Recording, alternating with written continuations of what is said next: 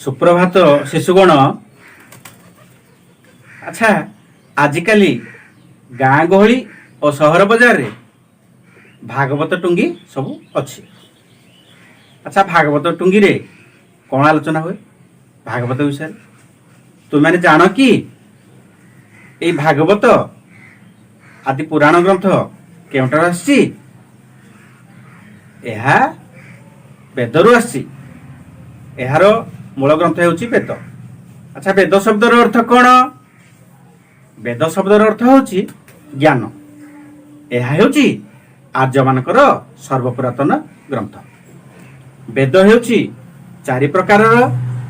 वेद होउची चारि प्रकारर। ऋग्वेद, सामवेद, यजुर्वेद एवं अथर्ववेद। ऋग्वेद रचना काल हेउची ख्रीष्टपूर्व 1500 रु 1000 मध्य। एही वेद को 10 भाग बा मंडल रे विभक्त करा जायछि। एही वेद रे इंद्र, वरुण, अग्नि आदि सर्वदेव को प्रार्थना करिवार कौशल रहिछि। एहा हेउछि ईरान रो सबुठारु प्राचीन ग्रंथ आवास्ता सह समान। तुम मैंने जान वेदर अन्य नाम होछि श्रुति। कहीं एपरि होइछि? कारण सेतेबेले लिपिबद्ध करिया पई कोनोसी कौशल नथिला। तेणु आर्य माने ताको शुणी शुणी मने रखुथिले। सामवेद होछि संगीतमय। साम शब्दर अर्थ होछि गान। गान करा जायबा, गाइबा जोड़ा कहते आमे। एथिरे सब संगीतमय प्रार्थना गुड़िक रही। यजुर्वेद एथिरे धर्म और पूजा कर्मर पद्धति गुड़िक रही। अथर्ववेद, अथर्ववेद रे भूत प्रेत दूर करिवार विभिन्न पूजा पद्धति आदि लिपिबद्ध करा जायछि। आउ सबुठु बड़ कथा हैला ख्रीष्टपूर्व 1500 रु 1000 होछि ऋग्वेदर समय। तेणु यही समय को ऋग्वेदीय युग बोली कहा जाए। अन्य वेद गुड़िक कहले ऋग्वेद को छाड़देले आउ जो 3टा वेद रहिला साम, यजु, अथर्व, यही वेद गुड़िक ख्रीष्टपूर्व 1000 रु 600 मसीहा मध्य रचना होइतिला।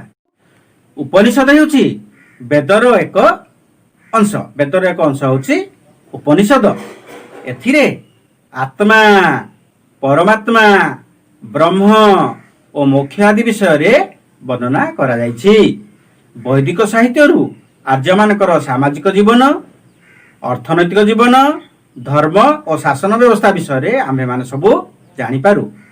वैदिक युग और उत्तर वैदिक युग रे थिबा शासन व्यवस्था विषय रे आमे जानिबा। आर्य माने प्रथमे जाजावर जीवन यापन करुथिले। सेमानकर कोनोसी निर्दिष्ट जगार स्थायित्व नथिला। सेमानकर सहित गाई एवं घोड़ा आदि जीव को सेमाने नेउथिले। सेमाने कृषि कार्य करुथिले। जन ओ 20 शब्द बारंबार वेदरे व्यवहार कराइछि। जन शब्दर अर्थ हैला दल रे थिबा समस्त लोक। आज संस्कृत शब्द या संस्कृत रे वेद लिखा है। तेणु जन कहले लोक, जन, जनऊ, जनाहा लोक माने। तेणु सेई तीन ठारू से जन शब्दटी आज पर्यंत मध्य रही। आउ रहिला 20 होछि दलर केतेक संगठन को बुझाए। जेमिति से माने कृषि करुथिले, जल आनिकी कृषि रे पकेबा से गोटे संगठन थिला। तापरे पशु मान को चारण करिबा, घोड़ा मानकर जगा रखा कर, एमिति अलग अलग संगठन थिला। सेही संगठन को 20 कह जाउथिला। राजन थिले सेमानकर सबुठारु क्षमताशाली लोक। से सबुठारु थिले शक्तिशाली। ग्राम केते गुड़िए परिवार को नहीं ग्राम गठन करा जाइथिला। परिवार और ग्रामर मुख्य मानकु कुलप बा ब्रजपति बा ग्रामीण बोली कह जाउथिला। राजतंत्र सेमानकर मुख्य शासन व्यवस्था चलछि। आजा एबेकार आम देश रे की शासन व्यवस्था चलछि? एबे गणतंत्र शासन व्यवस्था ଚାଲିଛି। ଆର୍ଯ୍ୟମାନଙ୍କର ଗ୍ରାମ୍ୟ ଜୀବନ ବହୁତ କଷ୍ଟକର ଥିଲା। ସେମାନେ ଦଳ ବାନ୍ଧି ବିଭିନ୍ନ ଗ୍ରାମରେ ବାସ କରୁଥିଲେ। କେତେକ ପରିବାରକୁ ନେଇ ଗ୍ରାମ, ସେମାନଙ୍କର ପ୍ରଧାନ ଜୀବିକା କୃଷି ଓ ପଶୁପାଳନ ଥିଲା। ସେମାନେ ଯେହେତୁ ଦଳ ବାନ୍ଧି ରହୁଥିଲେ, କେତେକ ପରିବାରକୁ ନେଇ ଗ୍ରାମ ଗଠନ ହୋଇଥିଲା। ସେମାନଙ୍କର ମୁଖ୍ୟ ସମ୍ପତ୍ତି ଥିଲା ଗାଈ। ଏବେ ଯେମିତି ଆମର ବିଭିନ୍ନ ପ୍ରକାର ସମ୍ପତ୍ତି ଅଛି, ସେମାନଙ୍କର ମୁଖ୍ୟ ସମ୍ପତ୍ତି ଥିଲା ଗାଈ। ପରିବାର ମୁଖ୍ୟ ଥିଲେ ପିତା, ପିତାଙ୍କୁ ମଧ୍ୟ କୁଳପ ବୋଲି କୁହାଯାଉଥିଲା। ନାରୀ ଓ ପୁରୁଷ ଯାଗଯଜ୍ଞରେ ଯୋଗ ଦେଉଥିଲେ, ଅଂଶଗ୍ରହଣ ମଧ୍ୟ କରୁଥିଲେ। ଘୋଷ ଓ ଲୋପାମୁଦ୍ରା ଆଦି ବୈଦିକ ନାରୀମାନେ ମନ୍ତ୍ର ରଚନା ଆଉ ପଠନ କରିଥିଲେ। ଆର୍ଯ୍ୟମାନେ ଘୋଡ଼ା ଚାଳିତ ରଥ ଦ୍ୱାରା ଯୁଦ୍ଧ କରୁଥିଲେ। ଆର୍ଯ୍ୟମାନଙ୍କୁ ତିନି ଶ୍ରେଣୀ ବ୍ୟକ୍ତ କରାଯାଏ।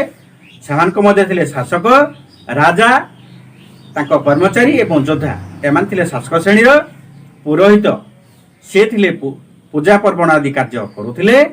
ଆଉ ଥିଲେ ସାଧାରଣ ଲୋକ, ସେମାନଙ୍କୁ କୁହାଯାଉଥିଲା ଜନ୍। ଋଗ୍ବେଦୀୟ ସମୟରେ ଶେଷ ଭାଗକୁ ସମାଜକୁ ସେମାନେ ଚାରି ଭାଗରେ ବିଭକ୍ତ କରିଥିଲେ: ବ୍ରାହ୍ମଣ, କ୍ଷତ୍ରିୟ, ବୈଶ୍ୟ ଓ ଶୂଦ୍ର। ବ୍ରାହ୍ମଣମାନେ ଧର୍ମ କାର୍ଯ୍ୟ କରୁଥିଲେ, କ୍ଷତ୍ରିୟମାନେ ଶାସନ ଓ ଯୁଦ୍ଧ କାର୍ଯ୍ୟ କରୁଥିଲେ, ବୈଶ୍ୟମାନେ ଚାଷ ଓ ବିଭିନ୍ନ ପଦାର୍ଥ ଉତ୍ପାଦନ କରୁଥିଲେ ଏବଂ ଶୂଦ୍ରମାନେ ଉପରସ୍ଥ ତିନି ଜାତି କହିଲେ ବ୍ରାହ୍ମଣ, କ୍ଷତ୍ରିୟ ଓ ବୈଶ୍ୟମାନଙ୍କର ସେମାନେ ସେବା ଶୁଶ୍ରୂଷା କରୁଥିଲେ। ଆମେ ପରବର୍ତ୍ତୀ ପର୍ଯ୍ୟାୟରେ ଏହାର ପରବର୍ତ୍ତୀ ଦ୍ୱିତୀୟ ଭାଗଟି ପଢ଼ିବା। ସେଥି ପର୍ଯ୍ୟନ୍ତ ସର୍ବେ ଭବନ୍ତୁ ସୁଖିନଃ।